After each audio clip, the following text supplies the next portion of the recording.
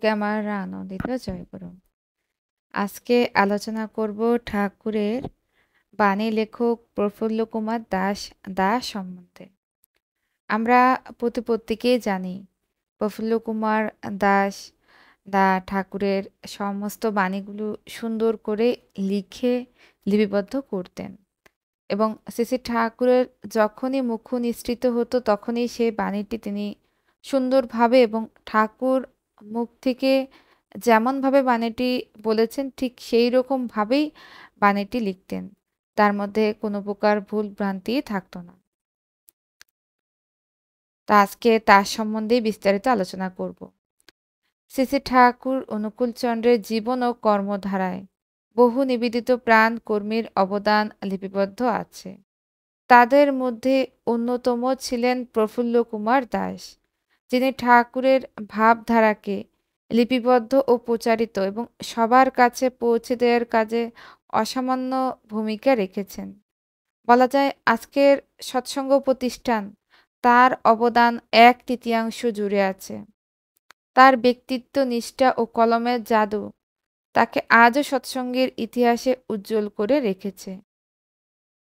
প্রফুল্লদার জ্যোতির্ময় প্রভাব এতটাই প্রখর। প্রশ্ন হলো, কে এই প্রফুল্লদা? প্রফুল্লদা একবার শিলচরে মন্দির উদ্বোধনে যান, যেখানে পূজ্যপাদ বরদা তাকে নিয়ে গিয়েছিলেন। সেখানে একজন জ্যোতিষ বহু মানুষের কুষ্ঠি দেখে সবাইকে মুগ্ধ করছিলেন।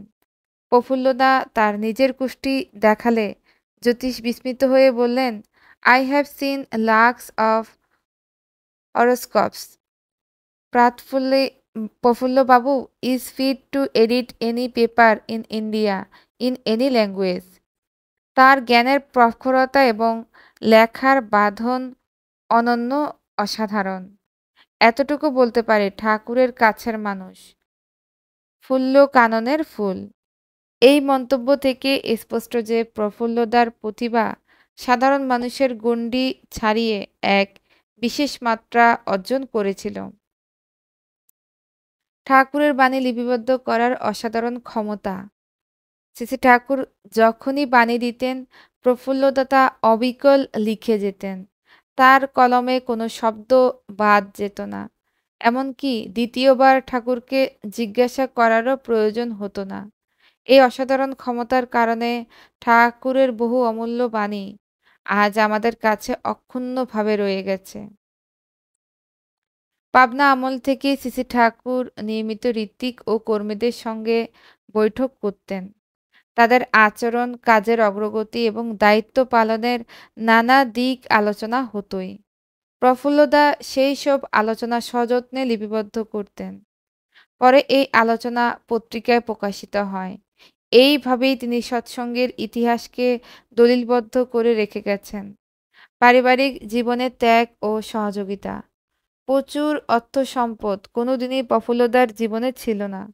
তবুও তিনি তার স্ত্রী নিবেদিতা মার অকৃত্রিম সহযোগিতায় পেয়েছিলেন।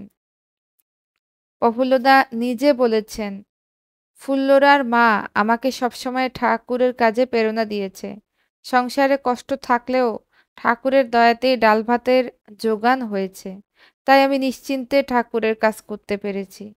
এটি ছিল এক নিবেদিত পরিবার, যেখানে ব্যক্তিগত কষ্ট ঠাকুরের কাজে প্রতিবন্ধক হয়নি। চিত্তরঞ্জনে দ্বিজেন দাসদা ও অন্যান্য গুরুভাইদের আহ্বানে প্রফুল্লদা একবার ঠাকুরের উৎসবে যোগ দেন।